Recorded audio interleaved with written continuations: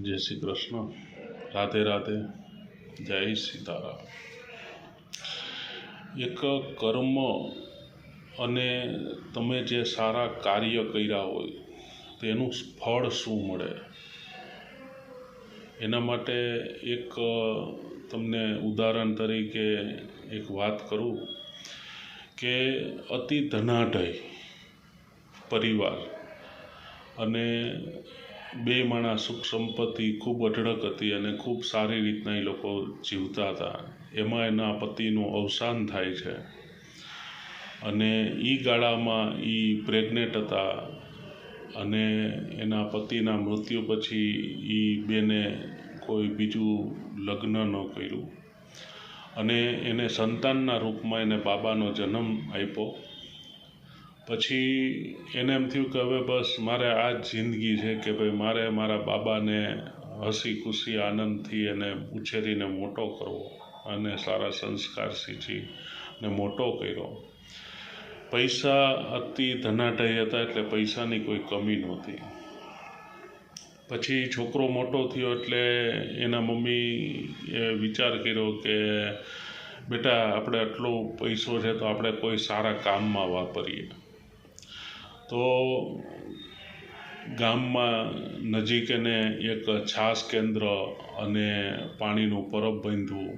એમાં છોકરો પણ એના મા બાપની જેમ સંસ્કારી હતો એટલે એ કે માં હું જ બધાને મારા હાથે કે 2 કલાકનો ટાઈમ આપું અને હું જ બધાને છાશ આપું। તો એવું એનું રૂટીન 2 કલાક ફાળવીને આવું સારા કાર્ય કરતા હતા। તેમાં અમુક ટાઈમે એક માણસ રોજ ત્યાં આવે અને રોજ છાશ પીવે અને રોજ એના ખુરશી ઉપર બેન્ચ ઉપર ત્યાં બેસે। પછી આજે છોકરો છાશ વિતરણ કરતો હતો તો એ આ ભાઈને પૂછ્યું કે તમે કોણ છો, તમે આ ગામમાં મેં ઓછા જોઉં છું તો તમે તમારો પરિચય આપો। તો એને કીધું કે હું યમરાજ છું। તો એ કે તમે શું આવો છો? તો કે અહીંયા કોઈ અમારા હોય રેકોર્ડમાં તો એને હું અહીંયા લેવા આવું છું।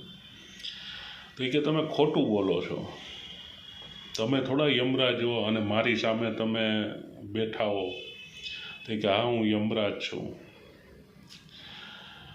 તો એ કે તો એક કામ કરો, તમે સાચા જ જો યમરાજ હો તો તમે મારું મોત ક્યારે લખ્યું છે એ મને કહો। તો કે કાંઈ વાંધો નહીં, હું જોતો આવીશ અને કાલ તને કહીશ। બીજો દિવસ થયો, રાબેતા મુજબ તે ભાઈ છાશ વિતરણમાં લાગી ગયા, યમરાજ આવી ગયા। એ કે તમે કાલ મેં તમને કીધું હતું એ બધું જોઈ આવ્યા? તો કે હા। તો કે શું છે, મારું મોત ક્યાં છે? તો એ કે જ્યારે તારા લગ્ન થશે ત્યારે તારી પહેલી રાત્રે જ કે તારું મોત છે। એટલે બધી વાતચીત ચાલી એટલે છોકરાએ મનમાં વિચાર કર્યો કે હું લગ્ન કરું તો મારું મોત થાય ને, એટલે કે હું લગ્ન જ નહીં કરું। એ વસ્તુ અહીંયા પૂરી થાય છે। પછી એના ઘરે જાય છે, એના મમ્મી એમ કહે છે કે બેટા આપણી પાસે ખૂબ અઢળક ધન સંપત્તિ છે, હવે કે મારાથી કોઈ કામ થતું નથી ને હવે હું મારા જીવતાજી તારા લગ્ન જોવા માગું છું। તો એ કે તું લગ્ન કરી લે। તો દીકરાએ ના પાડી કે નહીં માં મારે લગ્ન નથી કરવા। પછી આવું 15 દિવસ આવેલું પણ માના વશ થઈ અને એને લગ્ન કરવા પડ્યા અને ધામધૂમથી બધું સગાઈ લગ્ન બધું પતી ગયું। પછી રાતનો ટાઈમ આવ્યો અને એમ કીધું કે ભાઈ તમારી પહેલી રાત્રે તારું મોત થશે। તો એ કે હું મારા ઘરવાળી પાસે રૂમમાં જાઉં અને મારી પહેલી રાત આવે તો એ કે મારું મોત થાય ને, હવે હું મારી ઘરવાળી પાસે જઈશ જ નહીં। એ બધું વિચાર કરતાં કરતાં સાંજ પડી ગઈ, રાત પડી ગઈ અને તે બહાર એક સીડીના પગથિયા હતા ત્યાં એ બેઠો હતો। તો ત્યાં યમરાજ એને લેવા આવ્યા કીધું કે મેં તને કીધું હતું કે તારા લગ્ન હશે અને લગ્નની પહેલી રાત હશે ત્યારે તારું મોત છે. હું યમરાજ છું, હું તને લેવા આવ્યો છું.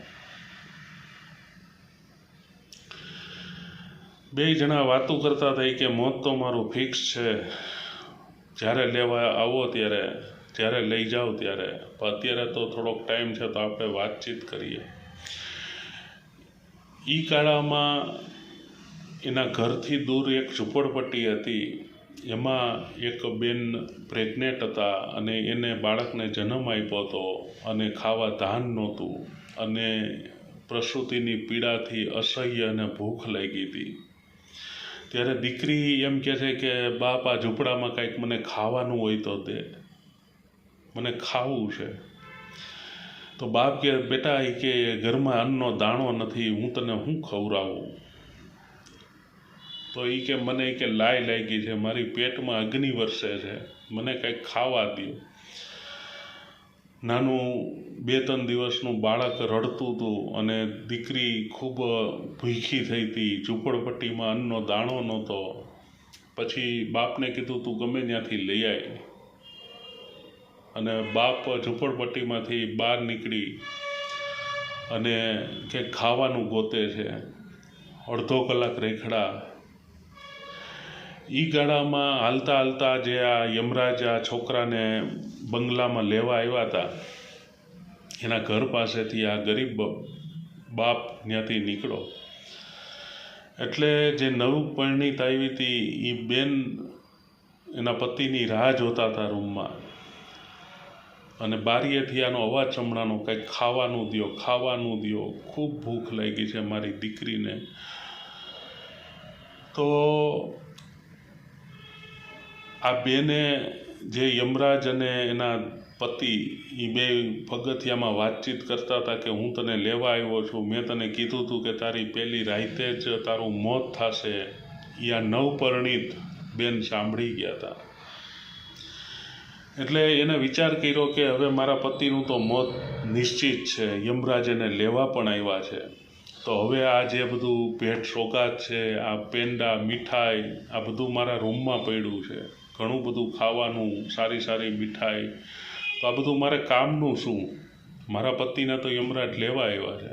એટલે એને બારીએથી સાડીનો છેડો લાંબો કરી અને બોક્સના જેટલા મીઠાઈના બોક્સ હતા, એ જેટલું બધું કાજુ બદામ જે કાંઈ બધું ખાવાનું હતું એ બોક્સમાં વીંટી અને બારીએથી એને સાડી વડે નીચે મૂકલું.